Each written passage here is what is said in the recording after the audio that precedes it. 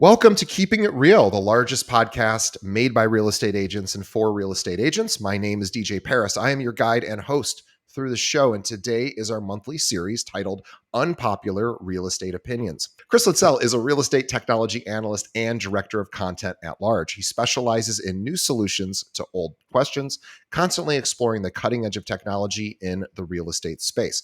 Chris also has many years of experience as a licensed realtor in the state of Michigan and has worked as a marketer, a digital strategist, and a trainer for major national brands like Berkshire Hathaway Home Services of Michigan and Coldwell Banker Schmidt Realtors. Currently, Chris is the director of content with Luxury Presence websites.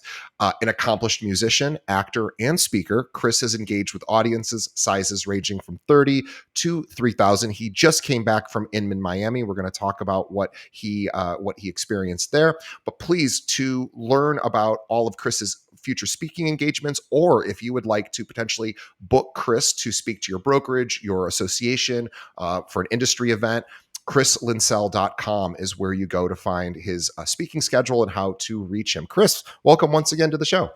DJ, thanks for having me. Great to be back. Looking forward to chatting. Let's talk about Inman Miami. How, first of all, how was the event and what did you learn?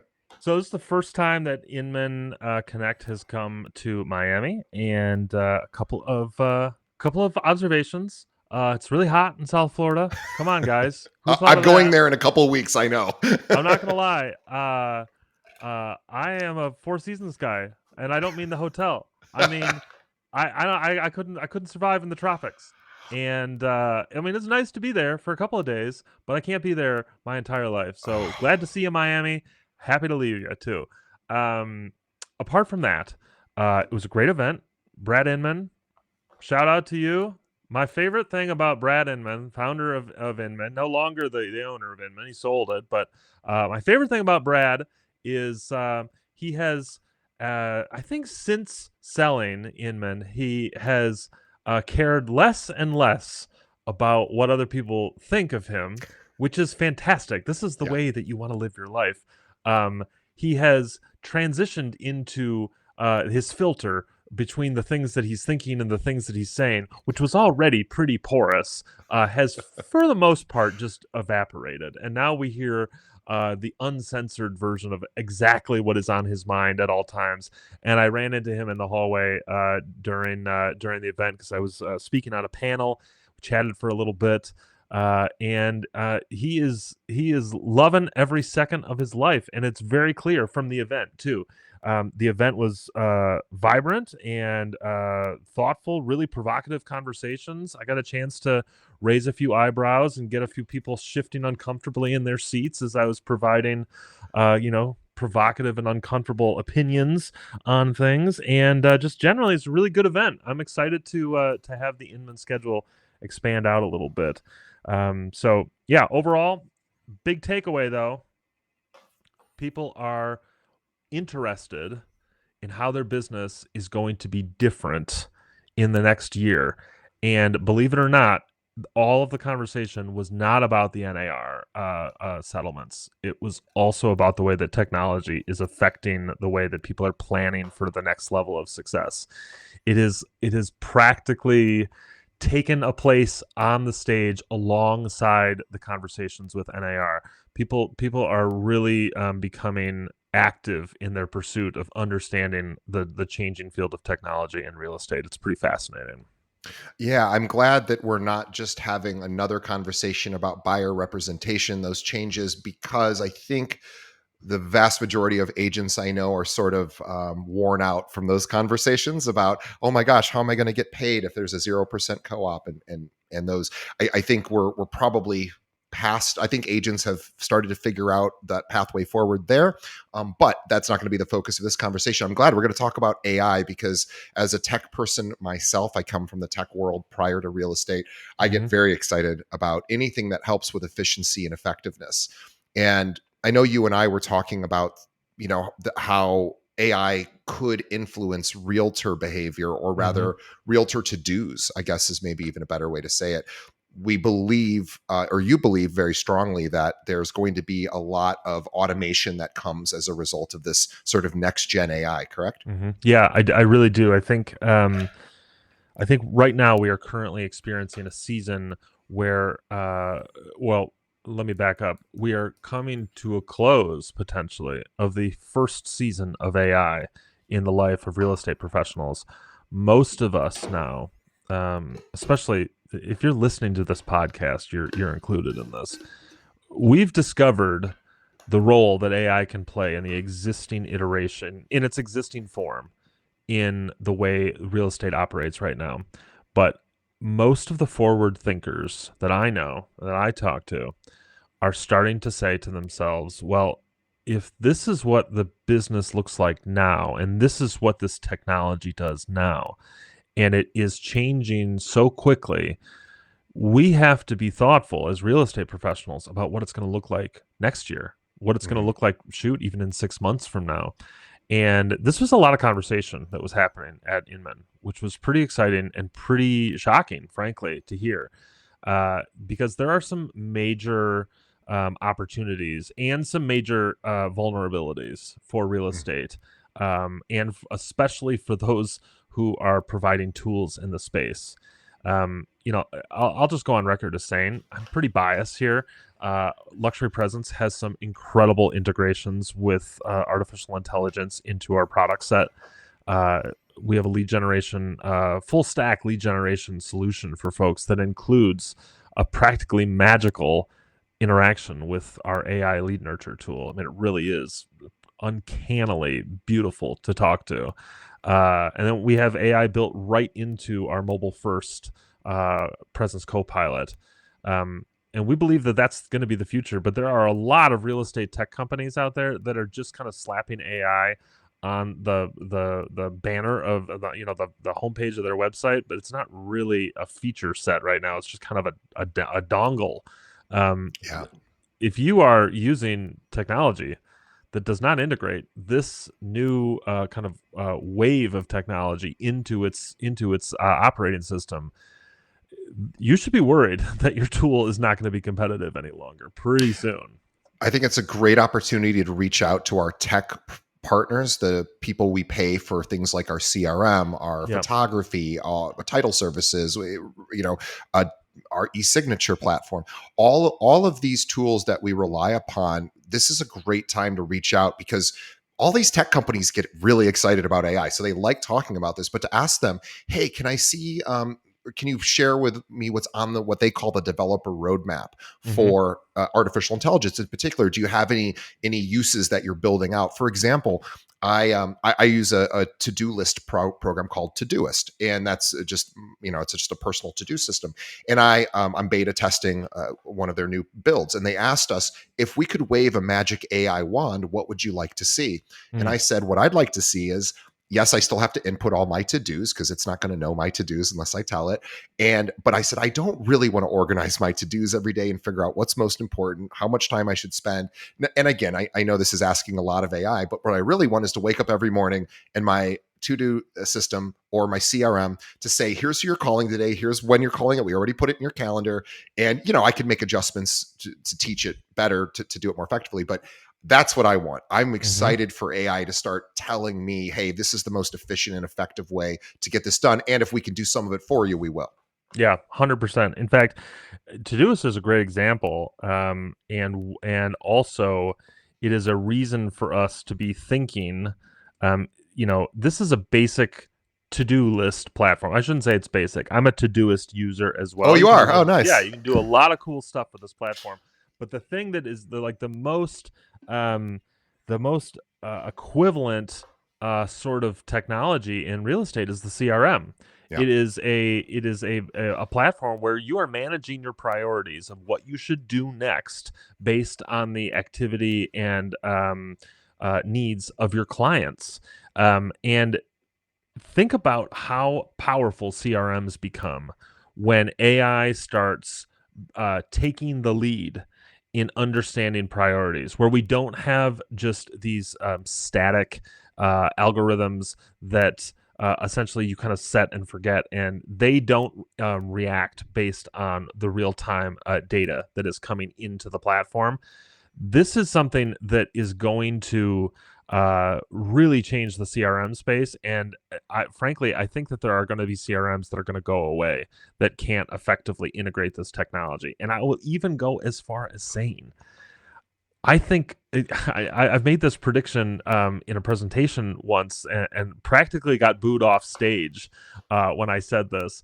But I think that the Apple iPhone, with their introduction of AI into their operating system, itself could be a CRM killer for a lot of folks. Imagine your contacts and your iMessage and FaceTime and your call logs and your email. Imagine all of those things with AI powered suggestion prioritization, even prediction of messaging. We're going to stop needing these analog tools as they exist right now. And if somebody as powerful as Apple starts doing it, the little guys who you are paying, $40 a month for a basic CRM, they're dead. They're dead in the water. They're not going to make it another year and a half. No one is going to if you don't offer that kind of service. Yeah, I'm really excited for Google Home, Alexa, Siri, the assistants that were supposed to be smarter Hmm. than I think they are at the moment. And we haven't seen much. If you use those tools, you probably have found there hasn't been much progress. So I Yeah. think we're due for a revolution there. And Siri, is a great example of a tool that just doesn't work that well yet. But it's gonna come. It's gonna come where it's going to be. You're right. I think our phone, that operating system, absolutely, iOS or Android, is going to, somebody's going to figure out how to really build a good AI engine into it, and then it's going to have access to all of our apps and all of the data if we allow it, and it's going to hopefully start organizing information in a way that's useful to us. I mean, if you haven't fooled around with it yet, get ChatGPT's app for I only have an iPhone, so I don't know about the Android, but the iPhone experience, the app right now, you get access to their newest model, to 4.0, Five or or or 4.0. Yeah, whatever it is. 4.5 isn't out yet. Yeah, yeah. Yeah, yeah. And it's got a live voice feature. You just touch the microphone and you can talk to it. This is what Siri was supposed to be like. Yeah. Imagine, and it is really great. I mean, I'm going to be honest with you. I talked to it all the way home. I ignored my children the day it came out. I made them listen to me talk to the computer lady. And it is fascinating how thoughtful and responsive it is. And it's using all of its computing power to be able to have conversations with me, pinging servers back and forth across the country. Imagine the real-time communication that will take place when there are no servers that must be pinged. It can all happen within your device. It's going to feel like that Her movie with Joaquin Phoenix. I Am I mean, going to fall in love with Scarlett Johansson? I'm already in love, DJ. I mean, I love this thing. But here's the reality for real estate professionals: you should be really scared about this if you are not thinking about this technology. And I want to give you one other reason why. Okay, I think I touched on this a little bit last time we talked, but this really drives it home. OpenAI is the company that powers ChatGPT. They are continually training on new data. They're continually trying to find new data sets that they can incorporate. But there's a handful of data sets that they can't get a hold of because it's proprietary. One of those data sets is Google's review data. Google says, ChatGPT, you can't have access to this because we want access to it. Well, um, Gemini, which is Google's model, is now training also on the reviews that are being left for businesses. So all of those reviews in your Google My Business profile, Gemini is reading them. Gemini is ingesting them. And we are, I want to say, 3 product cycles away from Google's Gemini being able to answer questions like, hey, Gemini, what's the best real estate professional that I should work with in my area? And it's going to read those reviews and it's going to make a recommendation. This is not a toy anymore. This is a decision-making engine. And if real estate professionals are not positioning themselves to be a part of the decision, you are positioning yourself to be a bartender in a couple of years, because it is happening. This is not a might be. This is a will be, and it's just a matter of when. Yeah, that's a really important point, is that these language or sorry that these AI engines are Mhm. built on language models, which are built on data sets. So for example, I believe OpenAI just inked a deal with News Corp to get trained on their content. And that might be something you want to consider too, if depending on how you feel about News Corp. And Reddit, I know, also inked a deal with them. So there, it's interesting where how this data is going to be implemented, who's writing the code to influence things like making sure there isn't unconscious bias in there, and all sorts of interesting safeguards in place. But maybe we can save that piece of it, the ethics of it, for maybe another day. But I'd love to. It is an election year, and while we don't Mhm. discuss politics on the show, we are agnostic. But we do want to talk about how does the election year possibly influence Yeah. or impact buyers, sellers, and realtors. Yeah, yeah, it's an interesting pivot, because actually I think they're very related, in the sense that um, technology continues to have these kind of I don't want to call them invisible effects on the way that we think about and perceive the things that are important to us, but because it's not really invisible, we have a pretty clear we can draw a pretty clear line between the way that we use technology and the way that we feel about things. Politics is really no different. Politics is something that most of us wouldn't say governs our behavior, but if you step back and look at your decisions and look at the decisions of communities and markets, those decisions are often correlated with political activity within the United States. And one of the reasons why I think this is important to talk about is Bankrate recently did a really interesting study on the typical home um, appreciation data based on election years. And here's the bottom line: you can probably find it on Bankrate, as long as that's not firewall or paywalled. But the bottom line here is that election years see higher appreciation rates for real estate than non-election years. The fact is, in 2004, this was an election year, real estate prices went up 13 and a half, over 13.5%. In 2003, the year before the election, it was 9%. It was an extra four and a half, over 4.5%. In 2000, real estate rates jumped 9.33%. In 2001, the year after, 6.33 or 6.2%. I mean, the numbers continue to reinforce this fact. Election years spur greater real estate appreciation, or at least greater real estate activity, because there are a number of factors that are a part of this.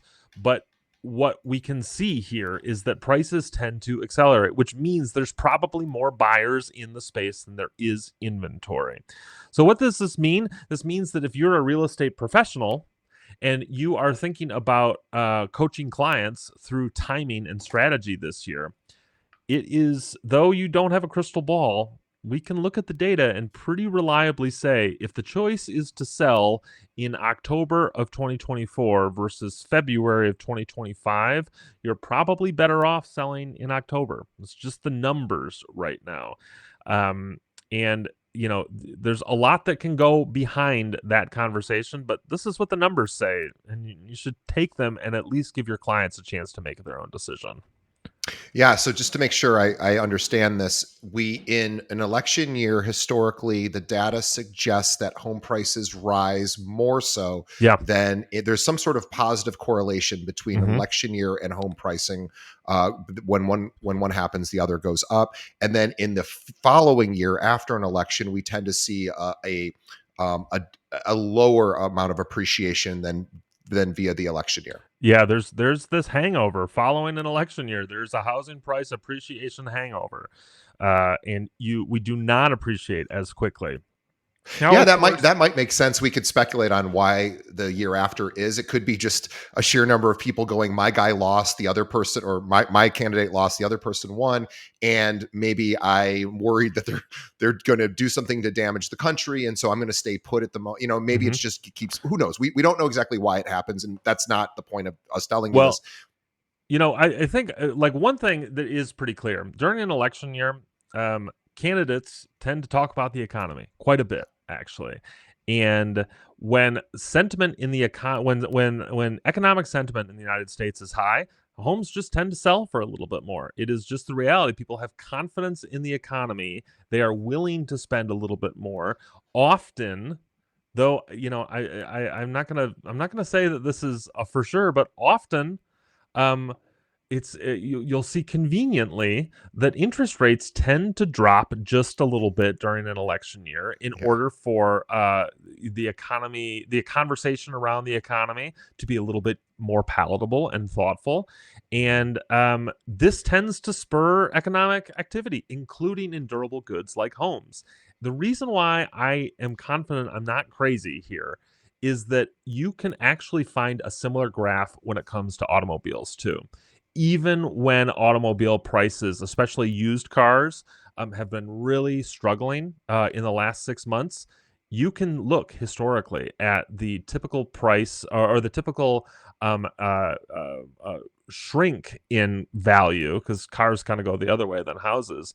But cars depreciate less during election years than they do in otherwise. So this is not like a coincidental phenomenon. This is kind of part of the cycle, and we should expect it this year. In fact, I think it could be, and I know unpopular here, but this could be a relatively controversial election. There's going to be a lot of folks who are going to have conversations on both sides of the aisle.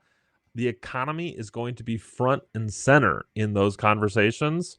If you pair that with all of the kind of ruminations happening in the real estate space, we might be in for kind of a wild ride this year. I have a feeling we're going to see prices continue to move up, despite the fact that the economy there'll be divided opinions on how the economy is performing. So, if you're looking for a reason to reach out to prospective clients or Hmm. past clients or people that are just interested in maybe considering a change in their real estate situation, Hmm. this would be an opportunity to say, hey, just so you know, there's this data that suggests X and Y.